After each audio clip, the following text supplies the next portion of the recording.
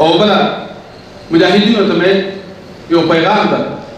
مجاهدینو ورونو ډېر سترې کارنامې مو وکړلې، ډېر سترې قربانۍ مو ورکړلې او الله ډېر ستر مقامات دې تاسو لپاره تیار کړي دي.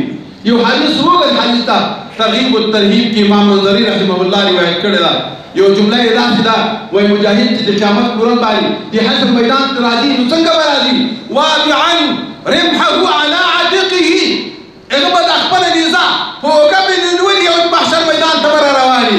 هغه ته خو نیزې وې، خو ای مجاهده تا به زړکۍ په اوږه باندې وي، د تا به راکټ په اوږه باندې وي، د تا به دا اوسنۍ معاصره اسلحه په اوږه باندې وي، د قیامت میدان ته به را رواني. څومره لوړ ویاړ افتخار به وي، څومره عجیب مقام به وي چې کله دا مجاهد د حشر میدان ته راځي، دا ټول مخلوق په لاره ورته پرېږدي. هلته دې په روایت کې راغلي دي چې ابراهیم علیه السلام په لاره کې وي، هغه به هم لاره ورته پرېږدي. ولې؟ لما یره مکانته، هغه ته به یې عزت و قدر معلوم وي. بیا به د عرش تر لوري د عرش لاندې د انوارو منابر وي، په هغه منابرو کې مجاهد ته الله تعالی یو لوړ د عزت شان او مراتب تیار کړي. الله دې موږ نصیب کړي. مجاهده الله ډېره ستره درجه درته تیاره کړې ده. خو ګوره په ناچیزو شیانو باندې خپله درجه خرابه نه کړې. مجاهده په ډېرو کمو شیانو، په تعالی دنیا باندې، په لږ اسبابو، په دې موټرو نانګوزر، په دغه رنجر باندې خپل حیثیت خراب نه کړې، خپل جهاد برباد نه کړې، خپل اجر خراب نه کړې. نو بنان اجر له چا نه وغواړه؟ له الله نه یې وغواړه او د بیت المال د مال سره ګوره کوشش کوه کنه چې دشکه ضایع نه شي، دشکه خراب نه شي، دشکه پایمال نه شي، دشکه چور نه شي. کوشش داسې کوه چې بیت المال د مال ډېره ساتنه وکړي. د بیت پکتیکا غیرتي ولس ته زه اطمینان درکوم، تر څو چې زه موجود یم انشاءالله، تر څو چې زه موجود یم له ما نه به انشاءالله څوک خیانت ونه کړي. تر څو چې زه موجود یم د بیت المال مال به له ما څخه انشاءالله ضایع نه شي. د الله په امداد باندې، د الله په معاونت باندې دا وعده درکوم چې انشاءالله د بیت المال مال به راشي ضایع نه شي. مجاهد وروره ته چې جهاد میدان ته راودانګلې، د جهاد میدان ته دې قدم راواخېسته، تا په خپل طاقت باندې هېڅ نشو کولی. تا چې د افسر فتحه لاسته راوړه، دا د ده غیرتي ولس په غېږه کې تا راوړه. د دغه غیرتي ولس له غېږې راټوکېدلی، په همدې کې اوسېدلی، په همدې کې اوسېدلی، او همدې کې پناه ځله پیدا کړې ده او له ستر جابر سره دې مقابله کړې ده. نو بنا نن که ته د قدرت په ګلۍ باندې کېناستې او دا غریب او دا بېچاره ولس له ځانه لرې کوې، نو دا به دې تا ستره جفای مجاهده، دا به دې تا ستر خیانت مجاهده چې دغه ولس ملت او ولس سره خیانت کوې. بنان د ولس په سر باندې شفقت لاس راکش کا، د ولس په سر باندې د مرحمت لاس راکش کا. ولس ته په عمل کې دا ورښکاره کا چې ته مې مخدوم یې، زه دې خادم یم، ته په ارام باندې وزن کوه، زه به دې تا څوکیدار یم. ته په ارام باندې خپل کاروبار کوه، زه به دې تا پهرهدار یم. له ولس سره جبر ونه کړې، له ولس سره غرور ونه کړې، له ولس سره چېرته د حکومتدارۍ معامله ونه کړې. ته په حکومت کې د حکومت په ګدۍ باندې که ناست یې، جابرانه به نه اوسېږې، بلکې په داسې کیفیت کې اوسېږې لکه ته چې د هغوی د ډېر لوی احسان لاندې.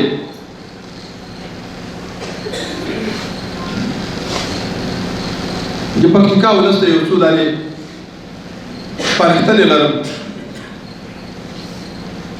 د پکتیکا غیرتي ولس موږ تاسو مسلمانان یو او الله په اسلام کې موږ پیدا کړي یو. د اسلام په دغه سپېڅلې رڼا کې الله موږ ته زندګي راکړې ده او الله موږ ته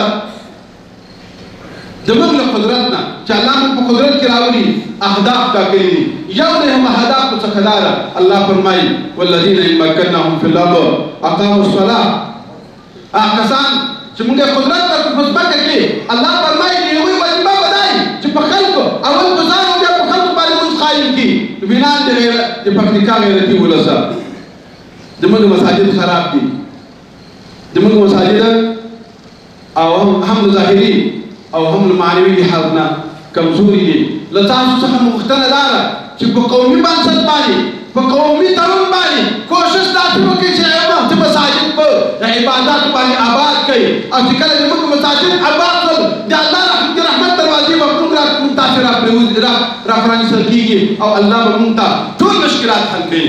دویمه غوښتنه مې دا ده، موږ ته چې همیشه دپاره سعادت په لاس راغلې ده، دا سعادت رڼا له مدرسو نه لاسته راغلې ده که زموږ مدرسې خوندي وي که زموږ مدرسې پیاوړې غښتلې وي نو زموږ روحانیات به غښتلې وي زموږ اسلام به غښتلی وي زموږ مفکوره به غښتلې وي خو که زموږ خدا ناخواسته مدارس کمزوري شوله نو بیا به زموږ معنوي لحاظ ټول کمزوري وي موږ باندې به جهالت حاکم وي په موږ به شقاوت حاکم وي په موږ به بدبختي حاکمه وي نو بنان کوشش داسې وکړئ چې مدارسو ته توجه وکړئ مدارس آباد کړي هم په ظاهري لحاظ باندې او هم په معنوي لحاظ باندې خپل زمون مدارس ته ولېږئ خپل زمون مدارس ته ولېږئ او په مدارسو کې کوشش وکړئ چې خپل عادت خپلو زمونو ته د دین پالنه ورکړئ بل سپارښتنه مو دا ده چې یوازې په مدارسو کې وطن نه جوړېږي مکاتب زموږ د وطن د آبادۍ بهترینه ذریعه ده مکاتب زموږ د تهذیب د جوړونې بهترینه ذریعه ده نو بنان مکاتب داسې خراب نه شي د مکاتبو د خرابتیا لپاره